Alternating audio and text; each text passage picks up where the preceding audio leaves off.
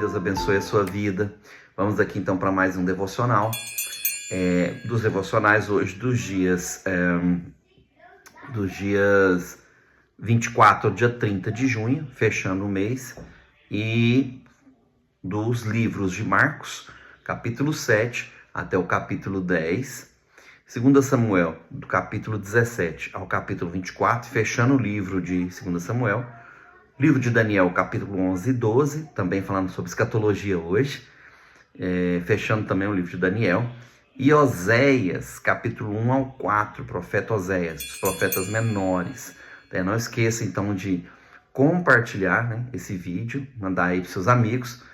E vamos então, sem delongas, entrando então já no livro de Marcos, capítulo 7.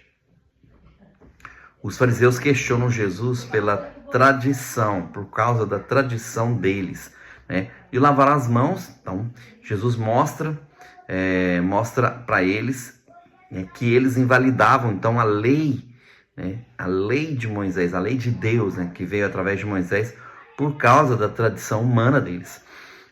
O que contamina, aí Jesus vai entrando profundamente no assunto e diz: o que contamina o homem, Jesus falando aos seus discípulos, não é o que entra nele, mas o que sai do seu coração, O homem não é contaminado pelo que entra, mas o que sai do seu coração é o que o contamina, ou seja, toda a maldade. Então Jesus relata ali todo tipo de maldade que vem do coração do homem.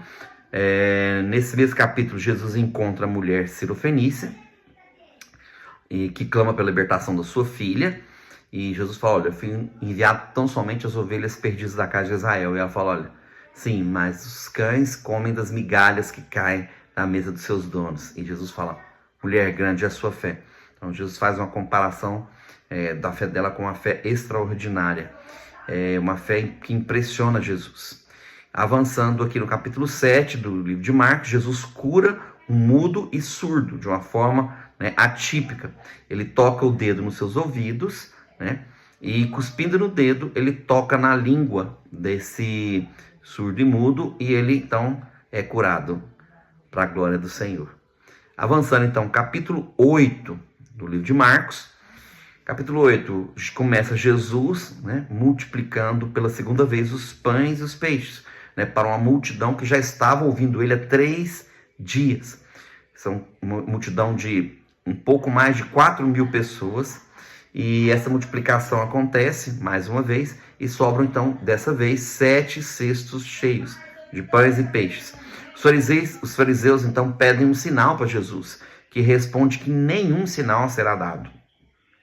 E Jesus adverte os discípulos, depois desse episódio, a não se contaminarem com o fermento dos fariseus. Então, e eles acham que aquilo era literal, por conta dos pães que Jesus multiplicou. E Jesus teve então que explicar para os discípulos dele que não era algo literal, que era questão da doutrina deles, a tradição humana deles. Jesus cura então um cego, com a saliva cuspindo nos olhos do cego, uma forma também atípica. Jesus pergunta quem, para os seus discípulos, no momento ali, quem as pessoas pensavam que ele era. E os discípulos um dos profetas, João Batista, que ressuscitou, mas ele pergunta para os discípulos: e vocês? Quem vocês dizem que eu sou? Pedro, então, pelo Espírito, diz: tu és o Filho Cristo do Deus vivo, que veio aquela máxima sobre essa pedra de cara minha igreja, isso em outro texto. Jesus então começa, depois desse evento, falar da sua morte, da sua ressurreição, do que haveria de acontecer, e Pedro chama ele à parte e diz, e repreende a Jesus. E imediatamente depois disso, Jesus repreende a Pedro e diz: para trás de mim, Satanás, a famosa vade retrum, Satanás, do latim, e expulsa Satanás ali da presença de Pedro. E ele começa a falar sobre a questão de tomar a cruz, Qualquer que quer ser meu discípulo tem que tomar sua cruz e seguir, porque aquele que quiser ganhar a sua vida, perdê-la, mas aquele que perder a tua vida, por amor de mim, acha-la. Fechando esse capítulo, Jesus fala sobre o tomar a cruz, ou seja, de verdadeiramente servir sem intenção de ter algo em troca. O verdadeiro amor é aquele que não busca seus próprios interesses. Esse é o discipulado de Jesus. Avançando aqui, capítulo 9 é a transfiguração de Jesus no monte, né? Então Jesus vai com seus discípulos, Pedro, Tiago e João, para um monte, e ali, né, acontece a tão maravilhosa transfiguração de Jesus, e aparecem dois homens ali, que depois são identificados como Moisés e Elias, né, a lei e os profetas. E de repente eles ficam, né, estagnados com aquela visão de Jesus. Ele é levado, o corpo dele fica em glória, e eles veem, né, nos ares ali, ele falando com Moisés e Elias. Eles falaram, não, nós temos que fazer 3 barraquinhas aqui, uma para Moisés, uma para Elias e uma para o Senhor Jesus, para que nós possamos então né, fazer aqui algo. E aí uma voz envolve eles, diz, eis que esse é o meu filho amado, a ele ouvi. E Jesus falou, não, vocês ainda não entenderam. Aí aqui Jesus, depois, logo desse evento, Jesus começa a falar da sua morte e ressurreição para os discípulos, né, que depois, logo em seguida, perguntam sobre a vinda de Elias, né? Os discípulos estavam no monte, descendo ali do monte, com Pedro, Tiago e João. Jesus fala para eles, né, que haveria de acontecer algumas coisas. E eles perguntam, mas Senhor, mas Elias não deveria vir? E Jesus diz, olha, Elias já veio e vocês não reconheceram, né? Citando então a questão de João o Batista. E vocês não conheceram que ele vem no mesmo espírito e virtude de Elias. Jesus liberta então, logo na sequência aqui do texto, o jovem mudo e epilético. Essa parte aqui é interessante. O pai chega, né, falando, olha, seus discípulos não puderam expulsar os demônios do meu filho, que ora toma ele, joga ele na água, joga ele no fogo, tenta matá-lo. E Jesus então compadece dele, né, tem ali um diálogo com ele e expulsa então os espíritos malignos. E os discípulos, né, ficam assim, peraí, como que nós não conseguimos expulsar? O que aconteceu? Por que disso? Jesus então dá aquela famosa explicação, lição para os seus discípulos sobre a questão das castas de demônios. E Jesus falou, só tem certas castas que são hierarquias de espíritos malignos que só saem mediante uma vida que se consagra, alguém que se consagra em jejum e oração. Não é o jejum e a oração que tira a casta de demônio, que é a hierarquia mais alta, mas o jejum e a oração transforma a vida daqueles que a praticam, né, aumentando o seu nível de autoridade para combater essas castas com hierarquia mais alta. É isso que Jesus estava falando aqui no texto. Jesus então fala da sua ressurreição novamente, Jesus falando aqui. E os discípulos discutem então entre eles quem é o maior deles. E Jesus, né, chama a criança para o meio deles e diz, olha, quem quiser ser o maior tem que ser como essa criança. Porque o maior é aquele que serve. Ou seja, quem quer ser o maior, que sirva. Porque o Filho do Homem não veio para ser servido, mas para servir e dar a sua vida em resgate de muitos. Qualquer que fizer também tropeçar um dos meus pequeninos, será lançado no fogo do inferno. Qualquer membro do teu corpo que te fizer tropeçar também, Jesus fala, arranca-o e lança-o fora de ti, porque é melhor você entrar com menos um membro do seu corpo no céu, do que com todo o teu corpo intacto ser lançado no inferno. Avançando aqui então, capítulo 10, fechando o livro de Marcos, Jesus ensina a multidão no capítulo 10.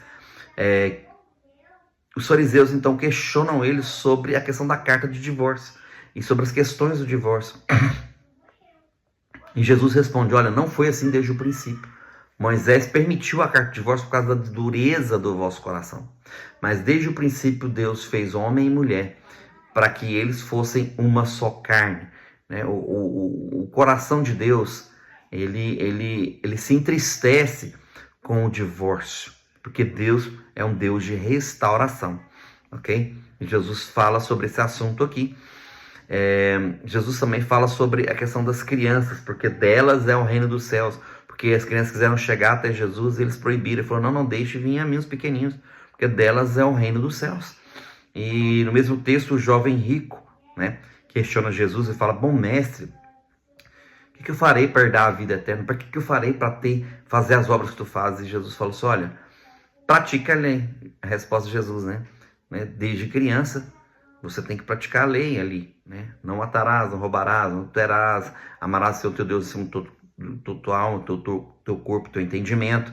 E o jovem responde, mas eu tenho observado isso desde a minha tenra idade. Mas tem algo a mais. Jesus fita ele nos olhos e o ama. Esse texto aqui é interessante, tem esse pedaço. Jesus o amou e disse, queres mesmo ter algo diferenciado? Vai lá e vende tudo que tem, dá aos pobres e vem e me segue, e terás um tesouro no céu. Mas ele, sendo dono de muitas propriedades, se entristece e se retira. E aí vem a questão, né, do comentário aqui dos discípulos, fala assim, peraí, mas como é isso? Né? Um rico não pode entrar, né? Jesus fala, mais fácil passar um camelo pelo buraco de uma agulha. Não vou entrar na teologia desse texto aqui, que é extensa, né? Há pelo menos duas teologias explicando o que é buraco da agulha. Uns dizem ser uma porta em Israel, né? Que Jesus usa como exemplo, e outros dizem que esse texto aqui quer dizer outra coisa. Não vou entrar na teologia dele, não é nosso objetivo agora, porque seria muito extenso. Deveria ser só uma pregação só sobre esse texto aqui do buraco no fundo. Enfim, Jesus quer dizer aqui que um rico, né, o que ama suas riquezas, teria muita dificuldade de abrir mão delas para ganhar o reino dos céus. Não é ir para o céu, é ganhar o reino, ou seja, trazer o reino dos céus para a terra.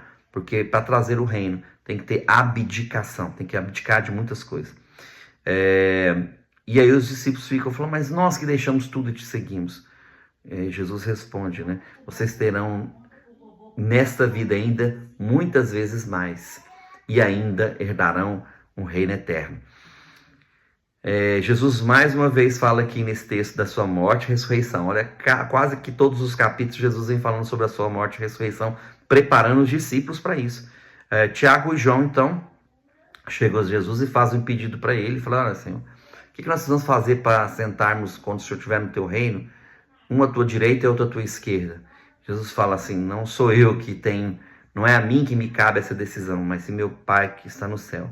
Mas Jesus entende o que eles querem, né? Mas ali há uma discussão entre os discípulos que ficaram chateados, né, com o que eles fizeram. E eles começam então a discussão e Jesus fala, quem quiser ser grande entre vocês será o menor. Quem quiser ser o maior será aquele que sirva. Quem quiser crescer tem que diminuir. Entende? Então, o caminho é humilhação. O caminho é servir sem intenção de ganhar algo em troca. Jesus mostrando o caminho para eles. O caminho de crescer, de ser, né, maior. E, finalizando o capítulo 10, o cego Bartimeu, né, que começa a gritar aqui, filho de Davi, tem misericórdia de mim. Isso aqui daria uma outra ministração. Cego Bartimeu. Na realidade, Bartimeu não era o nome do cego, né? Na realidade, a Bíblia já Bar significa filho de Timeu. Timeu era o pai, né? Porque aqui fala assim, o cego, filho de Timeu. Timeu era o pai, ou seja, aqui ele nem tinha identidade. Ele começa a entender que o cego nem tinha identidade. Ele era chamado filho de Timeu. E Jesus ouviu ele, porque é interessante, ele não chama Jesus pelo nome, ele fala do mesmo jeito que ele é chamado. Porque Timeu significa, o nome Timeu significa homem honrado, homem de honra. É o significado do filho. Então ele era filho de um homem de honra. E ele era então, nesse momento, um cego mendigo, né, à beira da estrada. E ele então chama Jesus pelo nome, filho de Davi. Não chama Jesus pelo nome, mas chama filho de Davi. Assim como ele era identificado filho de alguém, ele chama. E Jesus então atenta para ele, e olha para ele, e tem misericórdia dele, porque ele fala, filho de Davi, tem misericórdia de mim. E Jesus, ele chama a atenção de Jesus com a humildade do coração dele, com o desejo do coração dele. E Jesus, a primeira coisa que faz, né? O que você quer? Ele poderia falar, né? Não, eu quero ser reconhecido, eu quero algo, mas claro que a deficiência maior dele era a cegueira. E Jesus, né? Muitos fizeram até piada disso aqui, mas Jesus está falando isso não porque Jesus não sabia que ele queria ser curado de cegueira, mas para que ele mesmo entendesse que o maior problema que ele tinha nem era a cegueira, ele achava que era, mas o maior problema que ele tinha era a falta de identidade dele. Por conta dessa deficiência dele, levou ele a não ter identidade. Ou seja, ele era o filho de alguém. E Jesus toca na ferida principal dele. O que você quer que eu te faça? E é claro, né, depois que ele é curado, acredito que ele passa então a ser um dos seguidores de Jesus aqui e que a identidade dele retorna. Amém? Fechamos então o capítulo 10 aqui do livro de Marcos. E essa foi a primeira parte do devocional. Paz, meus queridos. Então, segunda parte do nosso devocional. Vamos entrar então no livro de Samuel. Capítulo 17, vamos até o capítulo 24, nós vamos fechar o livro de 2 Samuel aqui. Capítulo 17, então, Aitofel, né? A gente parou no 16. Se você voltar no próximo devocional, você vai lembrar quem é Aitofel. Era um dos conselheiros de Absalão, que aqui, nesse atual momento aqui, ele havia tomado o trono de Davi, usurpado, né? Então, Aitofel aconselha Absalão, né, a perseguir Davi, seu pai. Só que Uzai, que era o conselheiro de Davi, dá o conselho contrário, né? Não é melhor você não ir agora, porque agora eles vão estar como animais raivosos, acuados, e vocês vão provavelmente perder a batalha. É claro que ele estava usando de estratégia para dar tempo de Davi e seus homens se recuperarem, né? Porque eles estavam em fuga. Davi, então, nesse momento aqui, é aconselhado a não parar, atravessar para o outro lado da margem do rio e continuar a caminhar, depois parar. Nesse momento aqui, logo após isso, Aitofel vê que Absalão não usou o conselho dele, mas foi para o conselho de Uzai, e ele então, né, vai e se enforca, ele se suicida. Pessoas então, né, nesse momento aqui, homens e pessoas se levantam para alimentar Davi e seus homens e suas mulheres, então eles levam alimento até Davi. Entramos então no capítulo 18. Davi organiza então seus exércitos, seus homens para a batalha, no capítulo 18. E pede para os seus homens que estiverem na batalha, quando tiver a batalha, pouparem a vida de seu filho Absalão, não o matarem. Então os homens de Davi, né, armam toda a estratégia e vencem a batalha, né? Os exércitos de Absalão vão em fuga, Absalão foge em cima do seu mulo, passando sobre umas árvores, seu cabelo era, né, grande, e fica embaraçado nos galhos de uma árvore, e o mulo vai e ele fica pendurado ali, né? Joabe fica sabendo, acham, e muitos contra a vontade do próprio rei, né? Joabe mata então com 3 flechadas o filho de Davi, Absalão, mesmo contra a vontade do rei. E os homens depois vão dar a notícia, né, a Davi. Davi chora então por Absalão. Quando ele recebe a notícia, chora transtornado, mas é um choro transtornado, onde a Bíblia mesmo relata, né? Absalão, Absalão, Absalão, meu filho Absalão. Entramos no capítulo 19. Davi continua então o seu lamento, seu choro por Absalão por dias. Absalão, Absalão, meu filho Absalão. E é repreendido duramente pelo general dele, Joabe, mesmo que havia matado seu filho.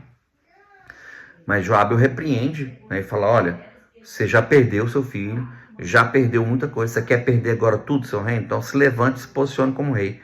Então o rei, então, Davi, se levanta, se posiciona, né, e retorna para Jerusalém. No caminho de retorno, né, Davi vai encontrando as pessoas então que se levantaram contra ele no meio do caminho, e que alguns se arrependem. Davi fala: olha, eu não vou mexer com vocês agora, ok? E poupa a vida de alguns. Nesse meio tempo, Mefibosete, né, filho de Jonatas, que havia ficado lá e tinha sido acusado por Ziba de ter ficado contra Davi, ele então, já com roupa suja e vestes com barba grande e vestes rotas, chega a Davi, né, e pede perdão a ele e fala assim: Ziba acusou que você ficou contra mim aqui no castelo, que queria usurpar o trono. Ele falou: não, eu queria fugir, mas eu sou coxo de ambos os pés, e ele ficou de me colocar no mulo, de me levar, e me deixou para trás, né? E ele está me acusando com falta de sinceridade. Então ele acusa Ziba disso, e Davi depois interpela ali para amenizar a situação. Capítulo 20. Homens de Israel seguem Seba. Seba se levanta contra Davi, um líder de Israel, não era da tribo de Judá, que era a tribo que Davi pertencia. Então Seba se levanta mais uma vez, né, se levanta contra Davi. Aqui, mais um líder se levantando contra Davi e influenciando parte das tribos de Israel. As concubinas de Davi, né, nunca mais, né, se achegaram a ele. Elas ficaram, né, até o resto de suas vidas sem conhecer mais ninguém. Começa então a guerra de Seba contra e alguns homens de Israel contra os exércitos de Davi novamente. Os exércitos perseguem Seba até a cidade deles. E Seba, então, uma mulher vem conversar com Joabe, porque eles iam atacar e destruir toda uma cidade por causa dessa rebelião. E a mulher convence eles: não, peraí, por que vocês vão destruir a cidade? Porque tem um cara lá que se levantou rebeldia e está levantando um exército aí, mais uma vez, para ir contra o Davi e contra o rei.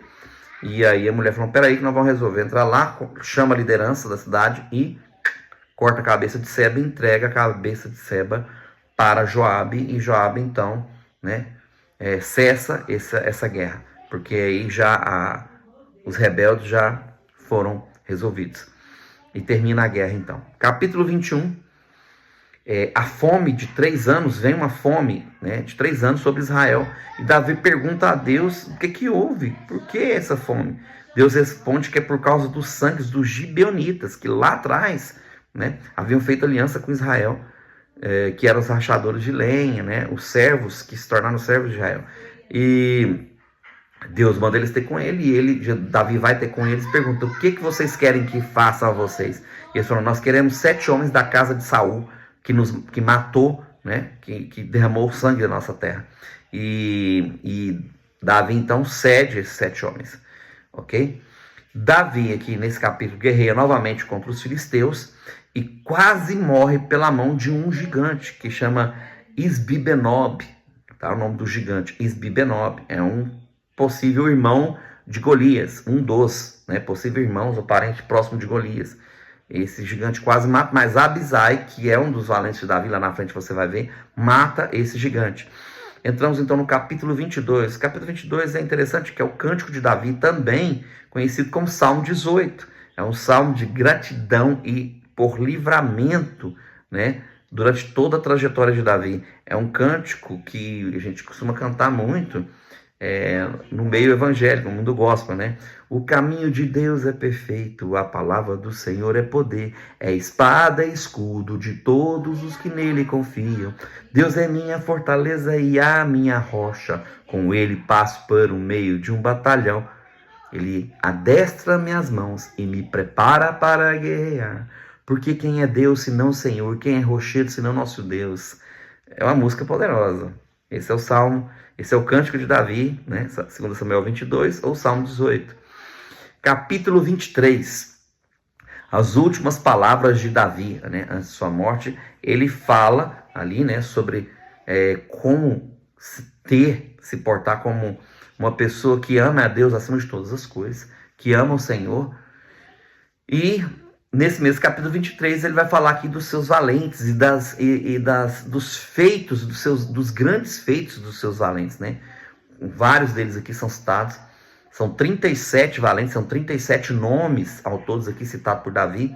Alguns não é citado, mas outros são, por exemplo, como, né, um deles ali guerreia com um exército de filisteus ali para defender um campo, até a sua mão ficar pegada na espada, ou seja, sangrou a mão, o sangue desceu ao cabo da espada, coagulou, né, a ponto da mão ficar pregada à espada. Fala dos valentes de Davi que romperam pelo campo de filisteus para pegar a água do poço que Davi desejava beber água daquele poço, e eles voltam com a água, e Davi se recusa a beber, entregando ao Senhor, falou assim: eu não beberia a água com o preço de sangue dos meus homens. E, né, termina o capítulo aqui 23 com a lista dos valentes de Davi, que eu acredito o maior exército que já houve, né, antes, com tamanhas habilidades vindas da parte do próprio Deus, uma força descomunal, uma destreza descomunal. Nunca houve homens como esses. Capítulo 24, fechando o livro de 2 Samuel. A ira de Deus contra a ordem de Davi para fazer o censo de Israel. Davi, num momento de loucura, resolve fazer o censo de Israel, que dava ali em torno de 800 mil soldados de Israel e 500 mil soldados de Judá, tomando aí quase 1.300.000 guerreiros. E Davi reconhece o seu pecado, né? Porque Joabe avisou ele, falou: Davi, você está pecando aí, o negócio não é por aí. Davi reconhece o pecado e o profeta Gade né, vai até Davi, o repreende e fala por boca de Deus que Deus estava punindo Davi, e para Davi escolher qual tipo de punição ele queria. Ele dá 3 opções: 7 anos de fome sobre toda a nação, 3 meses de perseguição pelos seus inimigos, ou 3 dias de peste sobre o povo. E Davi falou: não quero cair na mão dos meus inimigos, porque a primeira e a segunda provavelmente me traria dependência do inimigo, eu prefiro os 3 dias de peste. Então o anjo aparece na ilha de Araúna e 70 mil pessoas morrem em 3 dias, 70 mil homens morrem em 3 dias da peste. E Deus se arrepende, né, e fala, manda cessar a peste em 3 dias. E Davi, então, né, num ato de arrependimento, né, compra aquela eira de Araúna e faz ali um sacrifício ao Senhor com um alto preço.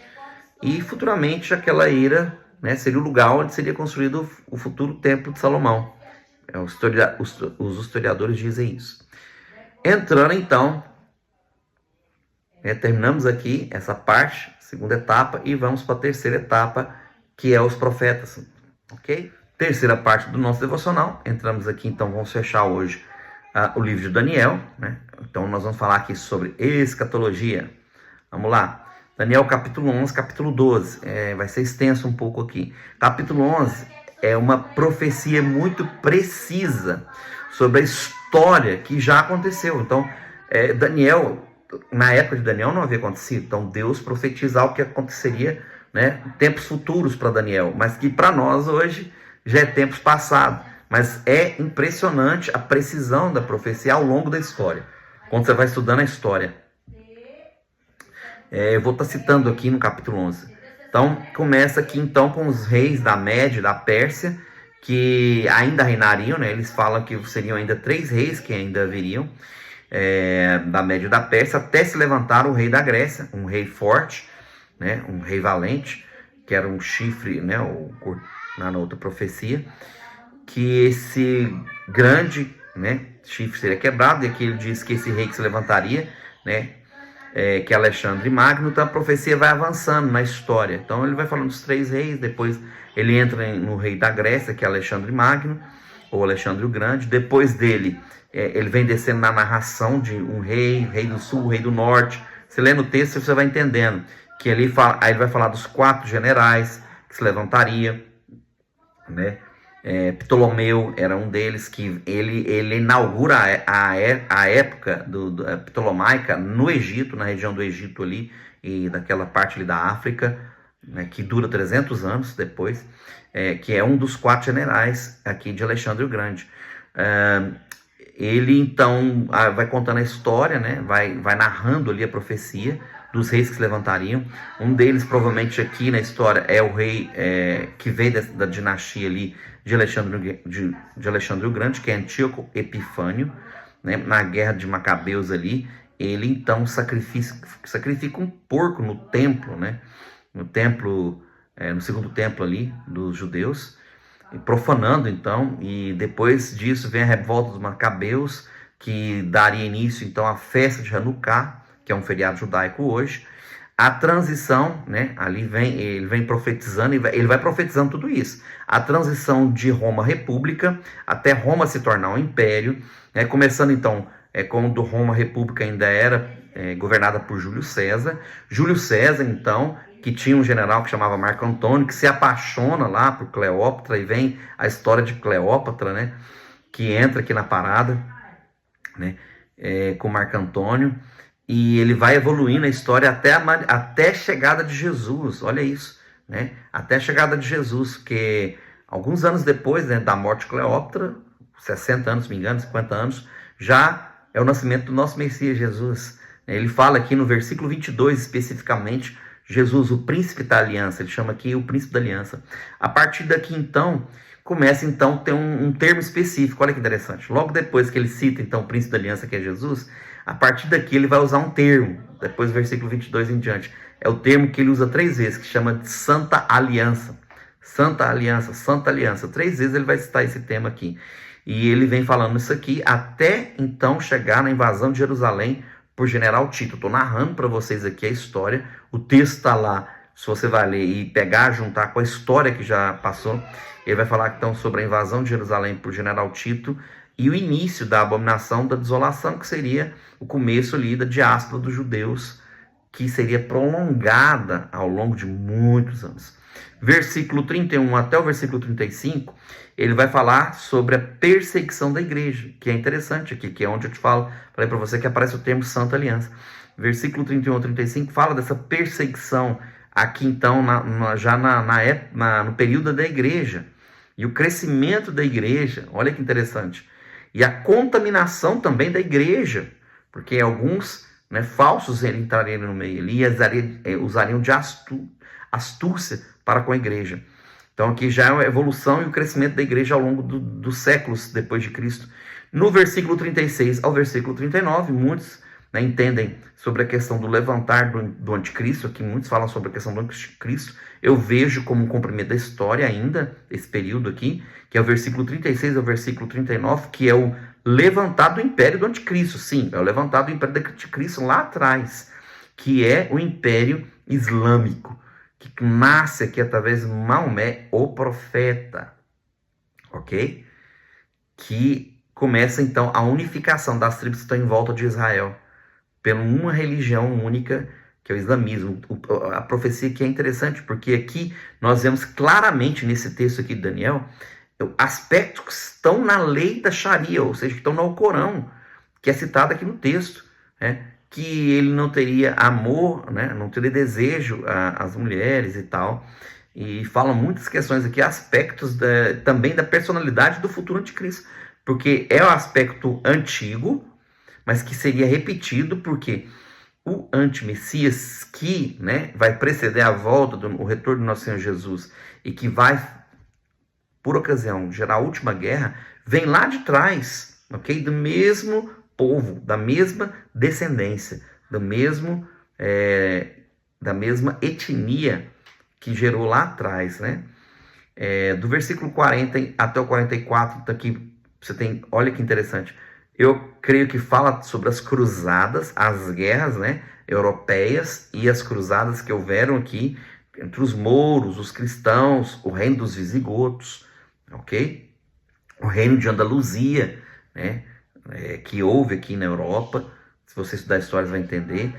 E fecha aqui no versículo 45, que eu acredito que é o versículo final do capítulo 11, mostra o último cerco de Jerusalém. Começa aqui então profetizando o último cerco de Jerusalém, profetizado também para o nosso Senhor Jesus, e entramos no capítulo 2 de Daniel, versículo 1 ao 3, já Daniel é revelado a ele a guerra final com o anticristo. Olha para você ver como é uma sequência histórica, até chegar nos dias de hoje. É uma sequência histórica, começando no capítulo 11, é como se Deus abrisse uma lupa para Daniel e começasse a contar a história até nos nossos dias. Olha isso. Versículo 1 ao versículo 3, a guerra final do anticristo contra Israel, e a manifestação que aconteceria até a manifestação do nosso Jesus, que voltaria ressurrecto, em glória, na realidade, voltaria em glória, e a ressurreição dos mortos para o julgamento final. Está aqui nos versículos do 1 ao 3. Olha para você ver a evolução da história do capítulo 11 para o 12. O versículo 4, então, Deus dá mais uma revelação a Daniel, mais uma palavra impressionante sobre os nossos dias, aparece aqui no versículo 4, que nos últimos dias ele fala, inclusive, muitos correriam de uma parte para a outra, e o conhecimento se multiplicaria. Olha que poderoso essa profecia. Muitos correriam de uma parte, ou seja, viajariam de uma parte para outra com uma velocidade estrondosa. Hoje temos aí aviões, trens balas e etc. Carros, e a multiplicar do conhecimento, como tem se multiplicado hoje, através principalmente da IA, da inteligência artificial aí, que nem é inteligência nem é artificial, depois é outro assunto. Aqui Daniel também tem a visão com anjos, e outra palavra dizendo sobre quanto tempo duraria, que seria aqui um tempo, 2 tempos, metade de um tempo, que seria 3 anos e meio. E na visão também é falado que isso é para o fim dos tempos, Então, quer dizer, do versículo 4 em diante é um apontamento profético para o fim dos tempos, especificamente, que Deus manda selar aquela profecia, que é por um tempo muito longe, né? Que muitos correriam de uma parte para outra e tal, no versículo 4 em diante. E logo no final, é falado mais uma vez sobre a questão de selar a profecia para o fim dos tempos, e repete 1290 dias, que seria 3 anos e meio. 3 anos e meio, que seria esse tempo específico do fim, ok? Terminamos aqui essa parte escatológica, já entramos então no livro do profeta Oséias, tá? Capítulo 1.